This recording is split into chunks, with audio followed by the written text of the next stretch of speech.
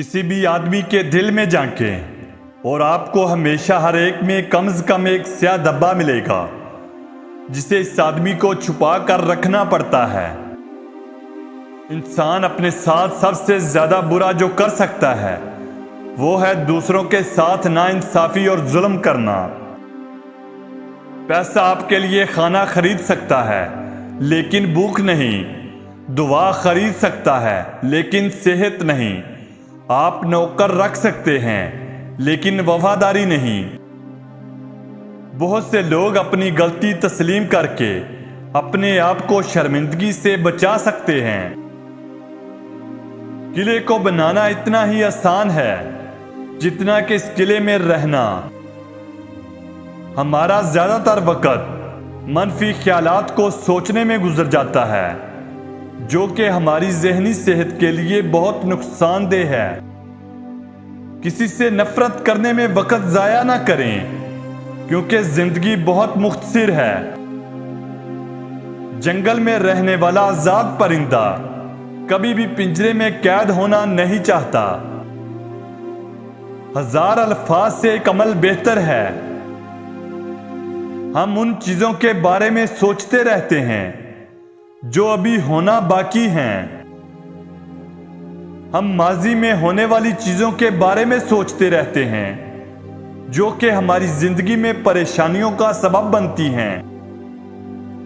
वो घर आजाद या खूबसूरत नहीं हो सकता जिसका रहन सहन कर्ज पर मुनहसर हो। अगर मुझे आपको और बाहर की दुनिया को जानना है तो मुझे अपने दोनों पैरों पर खड़ा होना पड़ेगा। हर आदमी उस माशरे की जिम्मेदारी और जुर्म में बराबर का शरीक है जिससे वो ताल्लुक रखता है। ये इंसान की अपनी चॉइस होती है कि वो बड़ा सोचे और बड़ा काम करे और दुनिया में एक ऐसा नाम बनाकर जाए जो इसके मरने के बाद भी जिंदा रहे। ये जिंदगी है, ये सख्त भी हो सकती है और ये आवाज बुलंद भी कर सकती है। छोटे माहौल के बारे में ये चीज आम है कि ये आपकी सोच को छोटा बना देता है।